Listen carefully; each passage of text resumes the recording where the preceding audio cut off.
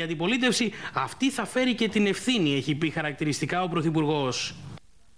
Να αποσαφηνίσουμε τα στοιχεία αυτής της αντιπαράθεσης αλλά και τις εξελίξεις που έρχονται. Κοντά μας είναι ο κύριος Σπύρο Ριζόπουλος, διευθυντής του Ριζόπουλος Post, διευθύνων σύμβουλος της Spin Communications και σύμβουλος στρατηγικού σχεδιασμού και επικοινωνίας. Κύριε Ριζόπουλε, καλησπέρα. Γιώργο, καλησπέρα. Καλή Σπύρο, χρονιά καλησπέρα. σε εμάς, στους συνεργάτες σας και σε όλους τους Έλληνες πολίτες και ακροατές. Λοιπόν, είδαμε το πεδίο της αντιπαράθεσης. Ανεβαίνουν οι τόνοι και με ανακοινώσεις ανάμεσα στην κυβέρνηση και το ΣΥΡΙΖΑ, με την Τρόικα να είναι πρώτων πυλών. Πού θα οδηγήσει αυτή η κόντρα, ποιος κερδίζει? Αυτή τη στιγμή δεν κερδίζει κανείς. Από τη μια πλευρά η κυβέρνηση προσπαθεί να δημιουργήσει μια εικόνα ηθικού πλεονεκτήματος, ότι ουσιαστικά εμείς κάνουμε το σωστό και αν δεν μας αφήσετε να συνεχίσουμε με τον τρόπο που πρέπει, ολοκληρώνοντας την τετραετία, θα δημιουργηθεί αδιέξοδο στη χώρα. Μια χώρα που βρίσκεται ήδη σε αδιέξοδο. Από την άλλη πάλι πλευρά, ούτε ο κύριος Τσίπρας μπορεί και στοχοθετεί πολύ σωστά, ακριβώς γιατί πρέπει να εμπιστευτούν εκείνον. Είναι ένας άνθρωπος ο οποίος δεν μας έχει πείσει για την οικονομική του πολιτική, δεν μας έχει πείσει για την αναπτυξιακή του πολιτική και ενώ επιλέγει να συγκρουστεί με τον κύριο Στουρνάρα στη Βουλή, επιλέγει για τους λάθος λόγους. Οι λόγοι με τους οποίους συγκρούεσαι για τη μετακίνησή του εμείς στην Τράπεζα της Ελλάδος. Ναι, μας ενδιαφέρει αν θα πάει ο κύριος Στουρνάρα στην Τράπεζα της Ελλάδος. Εμάς αυτό που μας ενδιαφέρει είναι δύο πράγματα. Πρώτον, εάν ο ΣΥΡΙΖΑ ερχόμενος στην κυβέρνηση θα προχωρήσει με ελέγχους σε όλες τις τράπεζες και δεύτερον, εάν ποτέ θα σταματήσει η κρίση να είναι ένα θέμα ανακεφαλαιοποίησης και θα γίνει ένα πραγματικό θέμα της ελληνικής κοινωνίας. Το βασικό ζήτημα για το οποίο δεν συζητάει κανείς αυτή τη στιγμή είναι πώς θα πάμε στις ευρωεκλογές. Αν είναι δυνατόν έχουμε να μπροστά μας λες εκλογές λοιπόν. Ναι. Έχουμε τις αυτοδιοικητικές και τις ευρωεκλογές που είναι το βασικό διαγεύμα αυτή τη στιγμή. Ιστορικά ξέρετε πολύ καλύτερα από μένα, γιατί είστε πολλά χρόνια δημοσιογράφος. Οι ευρωεκλογές ήταν ουσιαστικά ένας πάγκος στελεχών για τους οποίους τα κόμματα έπρεπε να ξεπληρώσουν τα γραμμάτια τους. Λοιπόν, η αποστράτευση κάποιων στελεχών. Μοιραίο αυτό ίσως για την Ευρώπη, βέβαια. Αυτό όμως, 2 λεπτά. Μέχρι τώρα ήταν μοιραίο και δεν ήταν και κάτι το οποίο μας έκαιγε και πολύ. Ναι. Αυτή τη στιγμή οι άνθρωποι που θα πάνε στην Ευρωβουλή δεν μπορεί να είναι άνθρωποι που περιφέρονται στους κομματικούς διαδρόμους. Αυτή τη στιγμή θέλουμε μαχητές. Η μάχη του μνημονίου δεν θα ανατραπεί με haircuts ούτε με το ΦΠΑ. Το μνημόνιο είναι μια διαδικασία που δεν γυρίζει πίσω. Άρα λοιπόν τα πράγματα πρέπει να αλλάξουν στις Βρυξέλλες.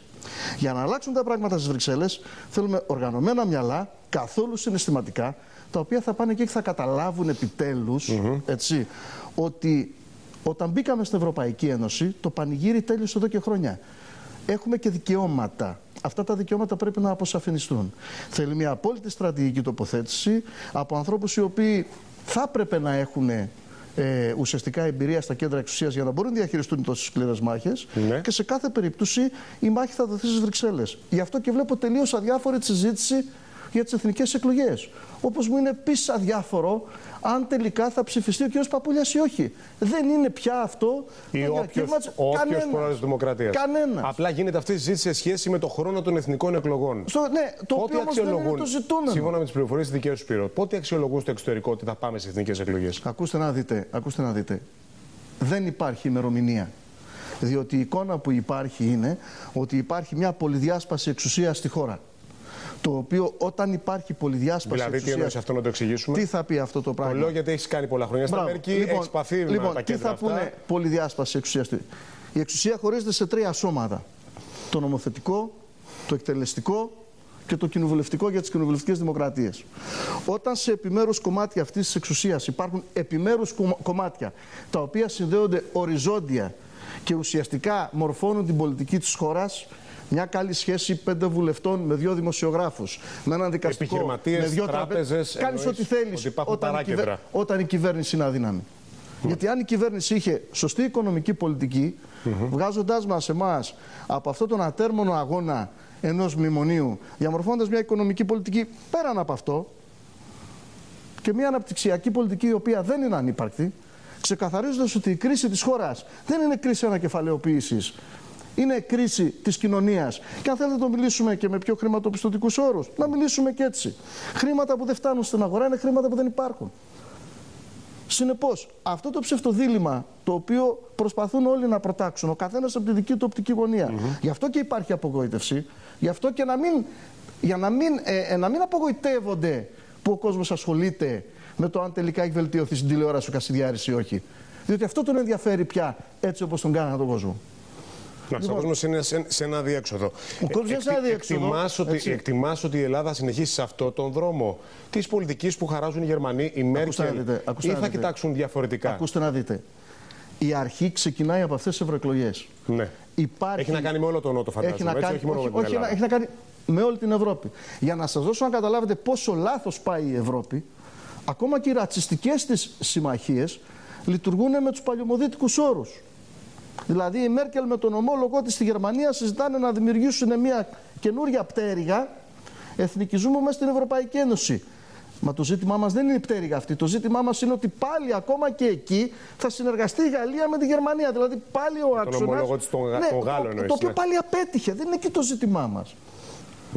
Έτσι, συνεπώς, όταν ακούω εγώ τα σλόγγαν του τύπου περισσότερη Ευρώπη, δεν μου λένε κάτι.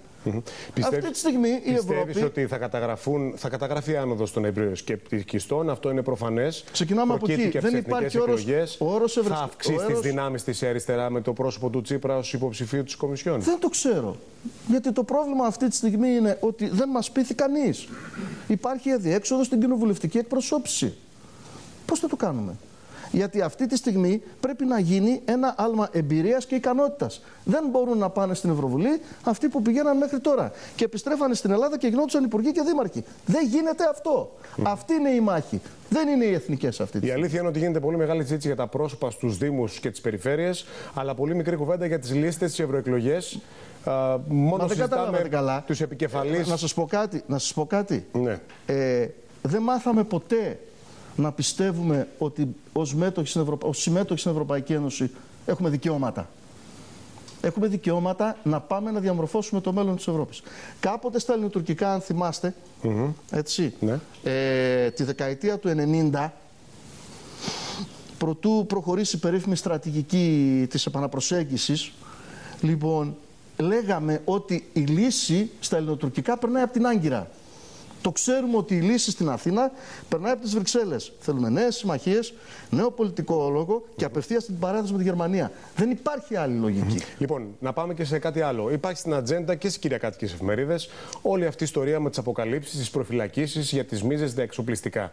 Υπάρχει παράλληλα το ζήτημα του ταχυδρομικού ταμιευτηρίου και των δανείων, των επισφαλών δανειοδοτήσεων. Μάλιστα. Πού θα οδηγήσει, θα επηρεάσει το πολιτικό σκηνικό αυτή η ιστορία με τις συγκεκριμένες δύο υποθέσεις? Ή είναι παλιές υποθέσεις που απλά αναμοχλεύονται? Εγώ πιστεύω ότι το κοινό δεν το αγγίζει καθόλου αυτό. Ναι.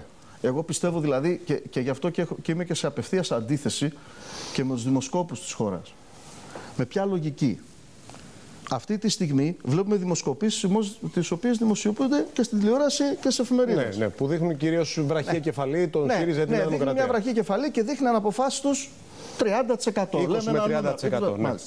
Λοιπόν, δημοσκοπικά, για να πιάσεις ένα δείγμα 1.000 ατόμων, πρέπει να κάνεις 2.000 τηλέφωνα. Όταν αυτή τη στιγμή δημοσκοπικά, για να πιάσεις τα 1.000 τηλέφωνα, πρέπει να κάνεις τα 1.000 άτομα δείγμα. Πρέπει να κάνεις 15.000 τηλέφωνα. Γιατί ο κόσμος δεν απαντά. Δεν απαντά. Λοιπόν, και έχουμε λοιπόν στενόμια αλλά κομματικά επιτελεία τα οποία απλά χαίρονται στο 20% του ποιος προηγείται και ποιος δεν προηγείται. Ακούω πολλές φορές αν ποτέ χρειαστεί ο ΣΥΡΙΖΑ να συνεργαστεί με τη Νέα Δημοκρατία. Μα δεν είναι εκεί το ζήτημα. Το ζήτημά μας δεν είναι πώς θα επιβιώσει το παρόν πολιτικό σύστημα.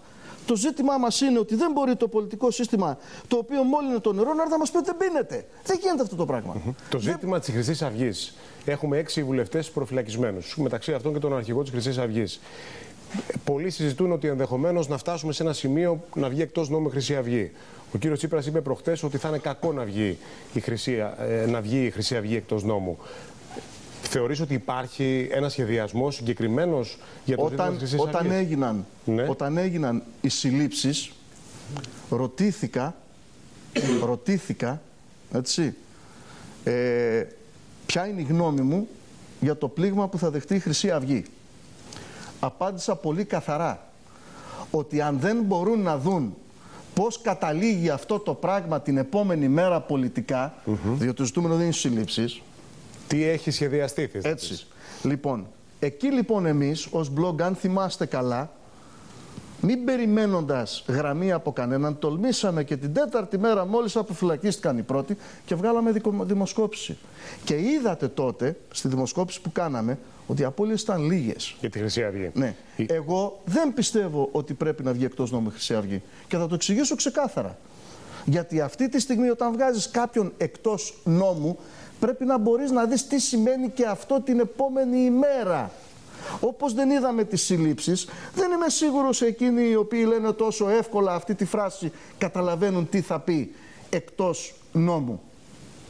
Δεν είμαι σίγουρος ότι το καταλαβαίνουν. Δεν είμαι σίγουρος ότι ελέγχουν τα πράγματα με τον τρόπο που θα θέλανε για να μπορούν ευθαρσώς να πούνε εκτός νόμου. Ναι, για να το ολοκληρώσουμε. Έρχονται οι δημοτικές και οι περιφερειακές, δημοτικές και ευρωεκλογές. Πώς θα μας βρει ο Ιούνιος την επόμενη μέρα? Κανένας δεν ξέρει. Και αυτό είναι το επίφοβο. Να σας πω κάτι, μπορεί να γίνει το πιο παράδοξο. Να έχεις την Προεδρία της Ευρωπαϊκής Ένωσης, ναι, έτσι, και να γίνουν εκλογές εν μέσω Προεδρίας. Τι μου λέτε? Εθνικές εκλογές. Μπορεί τα αποτελέσματα να εξωθήσουν σε εθνικές εκλογές. Ακούστε να δείτε. Γίνεται μια τεράστια προσπάθεια να πιστούμε όλοι ότι η ζωή μας είναι δρομολογημένη, η οποία λέει παίρνω λεφτά, ξεπληρώνω, παίρνω, ξεπληρώνω, ταΐζω. Αυτή είναι μια διαδικασία. Γύρω-γύρω όμως, έτσι, δημιουργούνται μεγάλοι κίνδυνοι. Δηλαδή αυτή η μονοδιάστατη λογική του μνημονίου δεν οδηγεί πουθενά. Και όσο πιο στενά είναι τα περιθώρια αυτής της διαδικασίας, τόσο μεγαλύτερος ο κίνδυνος ενός πολιτικού ατυχήματος. Και όταν λέμε πολιτικό ατύχημα, είναι οτιδήποτε το οποίο μπορεί να σε οδηγήσει σε εκλογές. Ένα χιόνι που δεν περίμενες και δεν λειτουργήσε η πολιτική προστασία. Τόσο απλά. Κύριε Ριζόπουλο, σας ευχαριστώ πάρα πολύ. Ευχαριστώ πολύ τον κύριο Ριζόπουλο. Με μια πολύ ενδιαφέρουσα συζήτηση σε σχέση με την επικοινωνιακή προσέγγιση αλλά και το σχεδιασμό που έχουν τα κόμματα και πώς αυτό μας οδηγεί στους επόμενους μήνες. Να πάμε τώρα στις αποκαλύψεις που έχουμε για τις μίζες, τα εξοπλιστικά.